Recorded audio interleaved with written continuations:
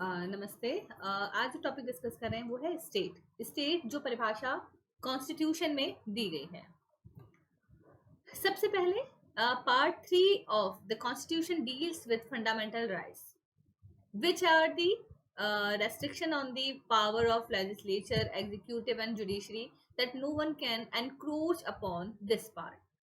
हमारे संविधान का जो भाग 3 है, भारतीय संविधान का भाग 3 डील करता है मूल अधिकारों से। इसमें मूल अधिकारों की व्याख्या की गई है जिसे कोई भी व्यक्ति रेस्ट्रिक्ट नहीं कर सकता है या ले नहीं सकता है, एनक्रोच नहीं कर सकता है, उसमें अतिक्रमण नहीं कर सकता है। तो पहली बात है कि और यही इसी भाग 3 में स्टेट या राज्य शब्द की परिभाषा दी गई है। ओके, अब इसमें दूसरी बात जो यह है कि extended interpretation of the term state applicable only and only to part 3 and part 4। जब हम स्टेट की बात करते हैं, जो स्टेट की परिभाषा सेक्शन 12 में दी गई है, तो एक चीज बहुत क्लियर होनी चाहिए कि ये जो स्टेट की परिभाषा है, ये परिभाषा केवल जो भाग 3 और भाग 4 है हमारे इंडियन कॉन्स्टिट्यूशन का, उसके लिए एप्लीकेबल है। The extended interpretation of the definition of the term state is limited in its application only to part 3 and part 4, and it does not extend to the other provision of the constitution. Okay, तो अगर हमें राज्य शब्द की परिभाषा in general समझनी है, इस भाग 3 और भाग 4 को छोड़कर समझनी है, तब हम इस परिभाषा को आसानी से नहीं समझ सकते हैं। ओके, तो article 309, 310, 311 which find a place in part 14, therefore an employee of a statutory corporation can claim the protection of fundamental rights but cannot seek the safeguard contained in article 311 for the civil servant of the state. So ये चीज आपको यहाँ पे समझने की जरूरत है। अब इसमें आर्टिकल 12 में जो परिभाषा दी गई वो है क्या, क्या परिभाषा दी गई है, क्या लिखा गया आर्टिकल 12 में, अनुच्छेद 12 क्या बात करता है। तो सबसे पहले definition in this part, unless article 12 of the Indian constitution state that definition in this part, unless the context otherwise requires, the state includes the government. अब स्टेट की परिभाषा में आ क्या कह रहा है, government, parliament of India and the government and the legislature of each of the states and all local or other authorities within the territory of India or under the control of the government of India. Okay, अब आपको ये याद रखना है, ये जो शब्द हैं कौन कौन से हो गए कि पहली बात, स्टेट की परिभाषा में गवर्नमेंट है, भारत का जो पार्लियामेंट है, गवर्नमेंट है और लेजिस्लेचर है हर स्टेट की, और जो लोकल अथॉरिटीज और अदर अथॉरिटीज हैं जो भारत के क्षेत्राधिकार में आती हैं, जो भारत की जो टेरिटरी है उसमें आती हैं, under the control of the government of India. ठीक है ना, जो गवर्नमेंट ऑफ इंडिया के तहत जो जिन्हें स्थापित किया गया है, ये राज्य की परिभाषा में आते हैं। ओके, तो ये तो हो गया केवल जो शब्द हैं जो सेक्शन 12 में शामिल किए गए हैं, हमने उनकी बात की। अब इस हिसाब से तो in other words, for the purpose of part 3 of the constitution the state comprises of the following। ठीक है, तो अब क्या आ गया इसमें, government and parliament of India, यानी executive and legislature of the union. तो यूनियन लेजिस्लेचर, यूनियन एग्जीक्यूटिव इसका पार्ट हो गया। फिर एक government and legislature of each state. अब गवर्नमेंट और लेजिस्लेचर क्या हो गया, हर स्टेट का आ गया इसमें। Okay, the executive and legislature of the various states of India, all local और other authorities within the territory of India.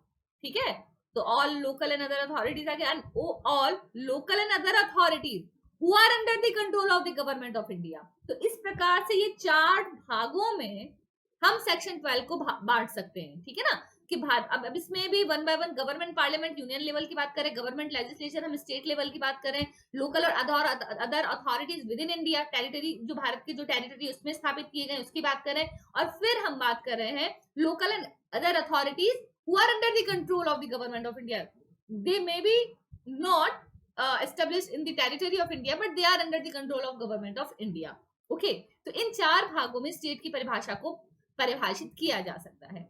अब की टर्म्स क्या क्या है इसमें, government, union and state, parliament, state legislature, local authorities, other authority, territory of India, control of the government of India. ये कुछ की वर्ड्स हैं, की टर्म्स हैं जो आर्टिकल 12 में शामिल की गई हैं।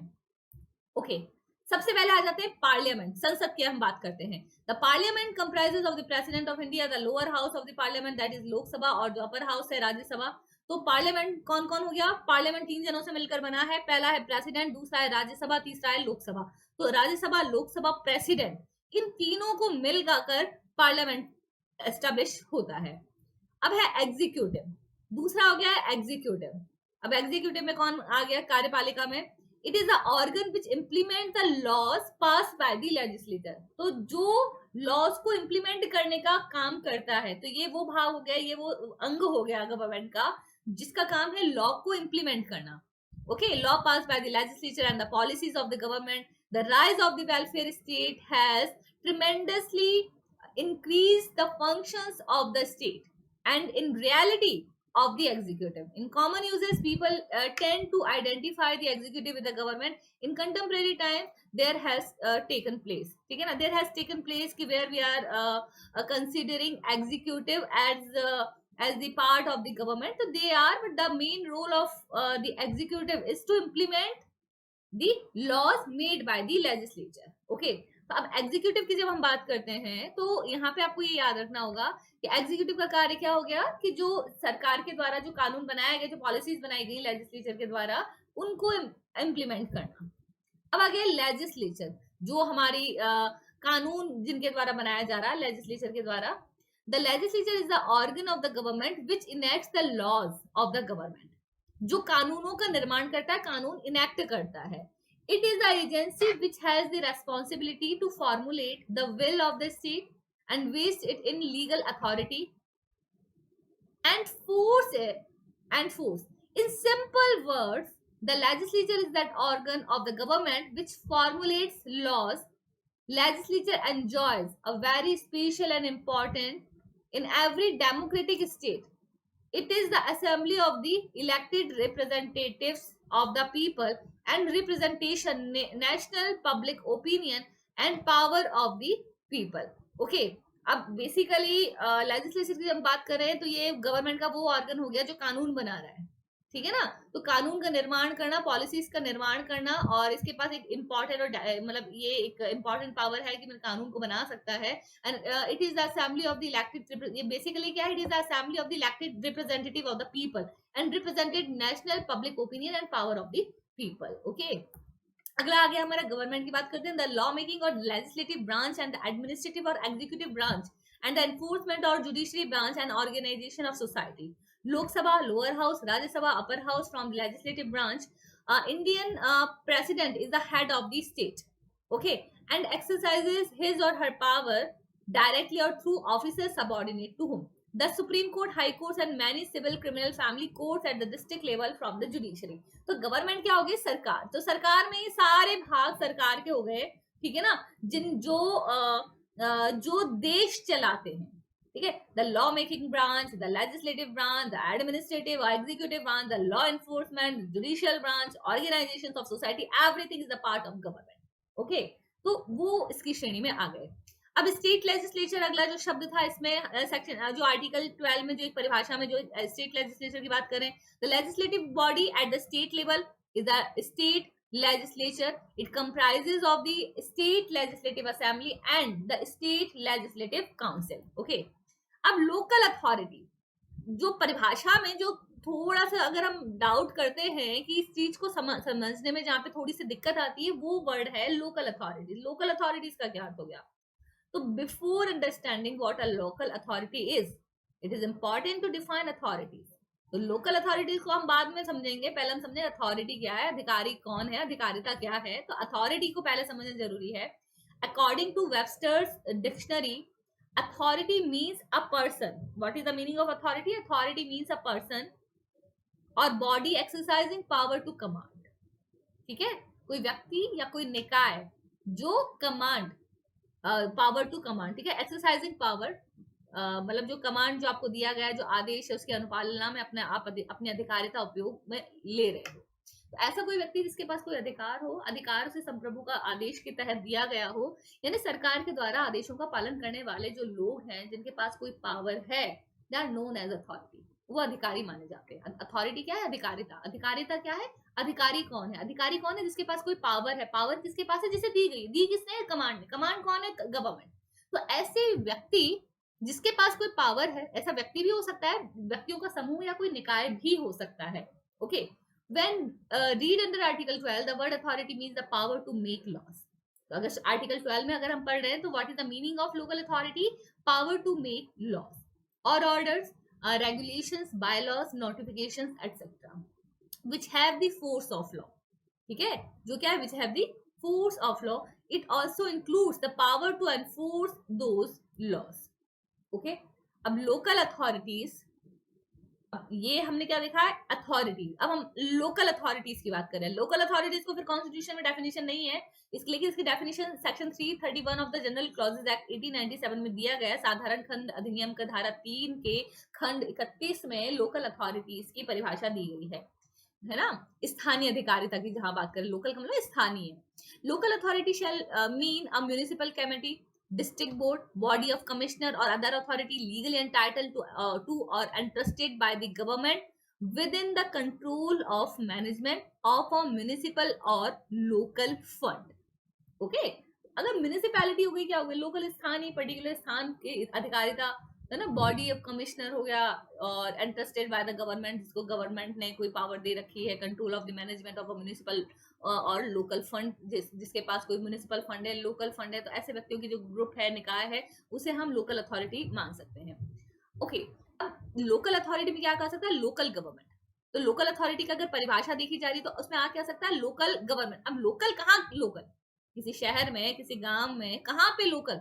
अब हम उस चीज को थोड़ा सा एक वाइडर वे में अगर हम देखते हैं, local government according to entry 5 of the list second of the 7th schedule, ठीक है, local government includes a municipal corporation, improvement trust, district board, mining settlement authorities and other local authorities for the purpose of local self government or village administration. किसी स्थानीय विधि में स्थानीय जो स्व government है या स्व सरकार है, ठीक है ना, उनके लिए जो भी कोई म्युनिसिपल कॉर्पोरेशन हो गया, कोई ट्रस्ट हो गया, कोई डिस्ट्रिक्ट बोर्ड है, डिस्ट्रिक्ट लेवल पे बोर्ड है, कोई माइनिंग सेटलमेंट बोर्ड है, अथॉरिटी है, वो सारी इसमें आ गई। दूसरा इसमें कह रहे हैं हम विलेज पंचायत। अब विलेज पंचायत के मामले में केस है Ajit Singh versus state of Punjab. इसमें ये हेल्प किया गया था with in the meaning of the term local authority.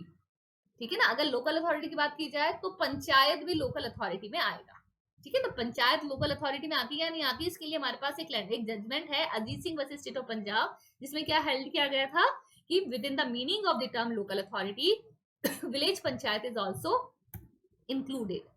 अब इसमें कि लोकल अथॉरिटीज को टेस्ट कैसे किया जाएगा कि particular body, particular group, particular person local authority की परिभाषा में आता है या नहीं आता है, उसके लिए एक टेस्ट दिया गया है। ठीक है, वो दिया गया, कौन से केस में दिया गया? Mohammad Yasin versus town area committee. ठीक है, उसके लिए आपको जजमेंट याद रखना होगा, Mohammad Yasin versus town area committee का जो केस है, इसमें सुप्रीम कोर्ट ने हेल्ड किया that to be characterized as a local authority, the authority concern must. अब अथॉरिटी में क्या क्या शामिल होना चाहिए, वो टेस्ट क्या क्या है? पहला, have a separate legal existence as a corporate body. ठीक है, it must have a separate legal existence as a corporate body, not be a mere government agency but must be legally an independent entity। क्या होना चाहिए? एक तो separate legal existence होना चाहिए, एक कॉर्पोरेट बॉडी के रूप में एक अलग से लीगल एग्जिस्टेंस होना चाहिए, और it not be a mayor government agency but mayor legally and independent entity. ठीक है, एक स्वायत्त निकाय होना चाहिए। Function in a defined area, जो उनका जो काम करने का जो एरिया है वो डेफिनेट होना चाहिए।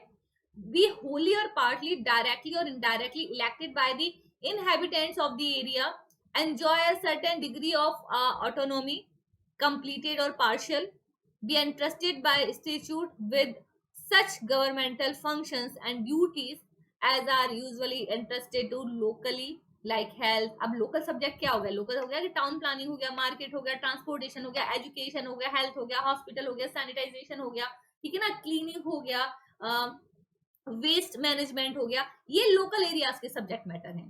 ठीक है ना, तो वो इनमें से किसी कार्य को कर रहा हो, वो जो बॉडी या निकाय व्यक्ति है वो इनमें से कोई कार्य कर रहा हो, then have the power to raise fund for the furtherance of its activities and fulfillment of its objectives by levying taxes, rates, charges or fees। ठीक है ना, पैसा कहाँ से आ रहा है, फंड कैसे रेज करा, इस तरीके से फंड रेज किया जा रहा है, ठीक है। तो ये लोकल अथॉरिटी की परिभाषा में आएगा।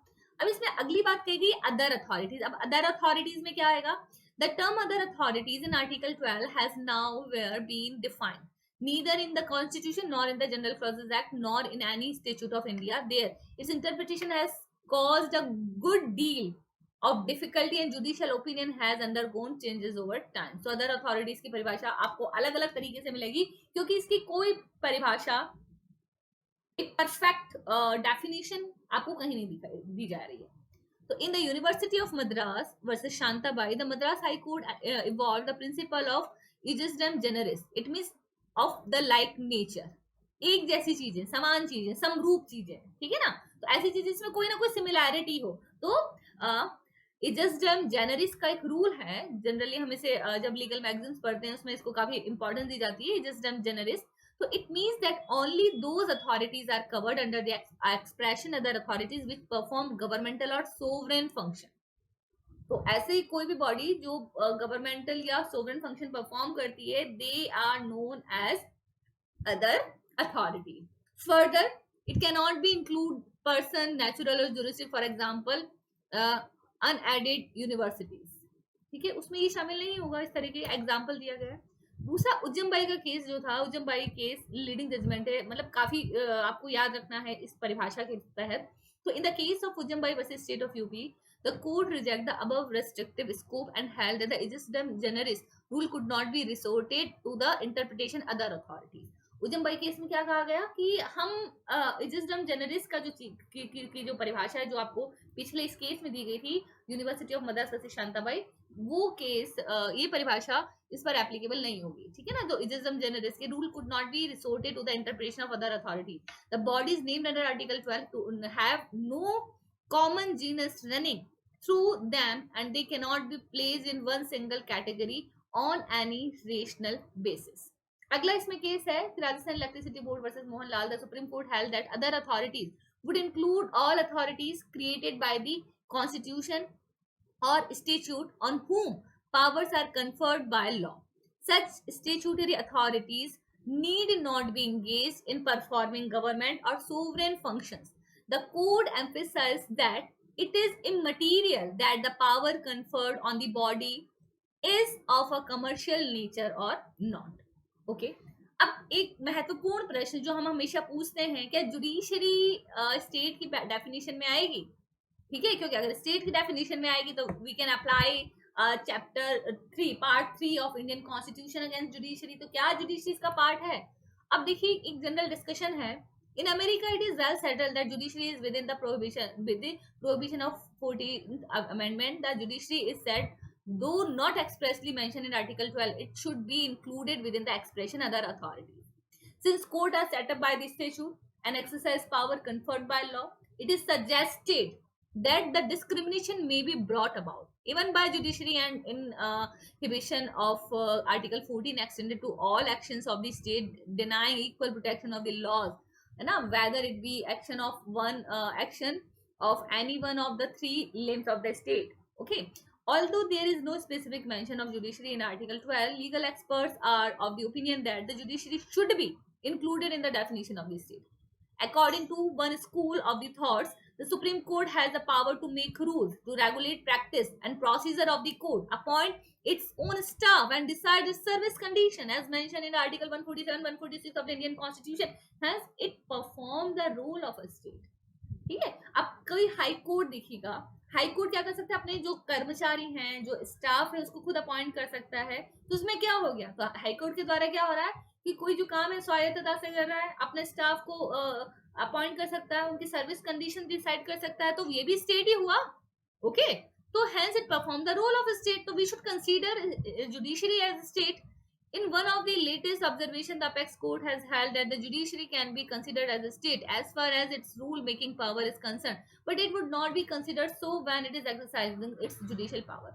जब वो अपनी एडमिनिस्ट्रेटिव पावर को या रूल मेकिंग पावर को जब एक्सरसाइज कर रहा है, तब हम मान सकते हैं कि जुडिशरी क्या है, स्टेट है।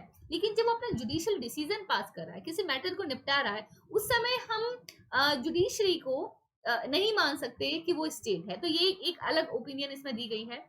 The question whether the judiciary was included within the definition of the state in Article 12 arose for consideration of the Supreme Court in Naresh versus State of Maharashtra.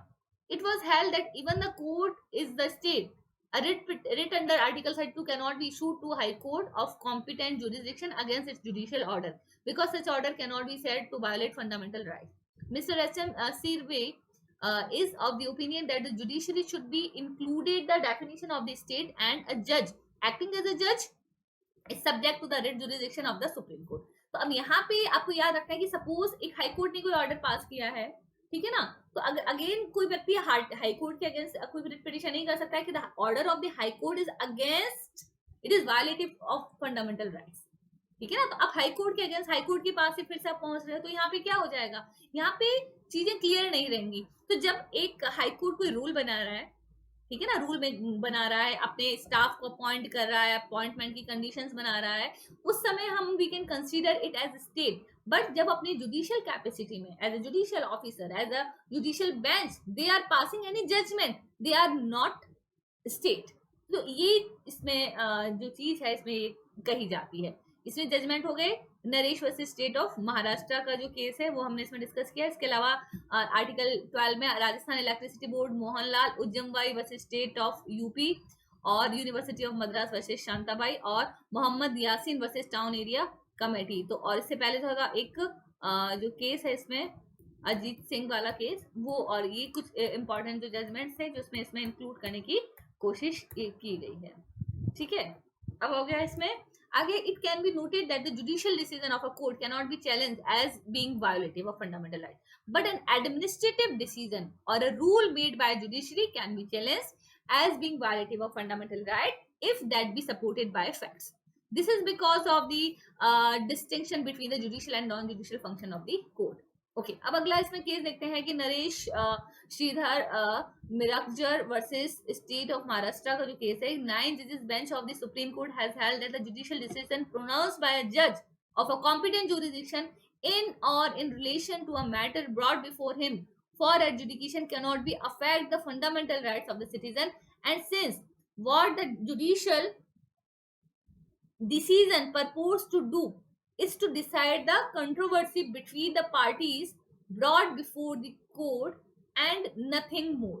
Therefore, such a judicial decision cannot be challenged under Article 13. Okay, the Constitution of India not only gives fundamental rights to its citizens but also imposes the duty on the state to ensure that fundamental rights are protected. The code, through its interpretation, has widened the scope of the term state to include a variety of statutory and non-statutory bodies under its umbrella. The need to determine what falls within the meaning of state is to assign the party on whom the duty to implement such right is placed upon. Not only that, the definition of state under Article 12 has several words which may not have definite meaning. Words such as local authorities, control of government, other authorities, etc., and as seen in the above sections, the court have, through the courses of their judgment, described the extent of the article by laying down a test and discussing the meaning of terms. Okay, so article 12 हमने आज क्यों पढ़ा है, उसका reason ये है कि जो हमारे फंडामेंटल राइट्स के वायलेशन की बात करें हम आर्टिकल 32 और 226 में हाई कोर्ट या सुप्रीम कोर्ट का अगर हम अप्रोच कर सकते हैं तो वो किसके अगेंस्ट कर सकते हैं, केवल स्टेट के अगेंस्ट। तो सबसे पहले इसीलिए हमें स्टेट में शामिल क्या है और स्टेट में क्या शामिल नहीं है ये चीज क्लियर होना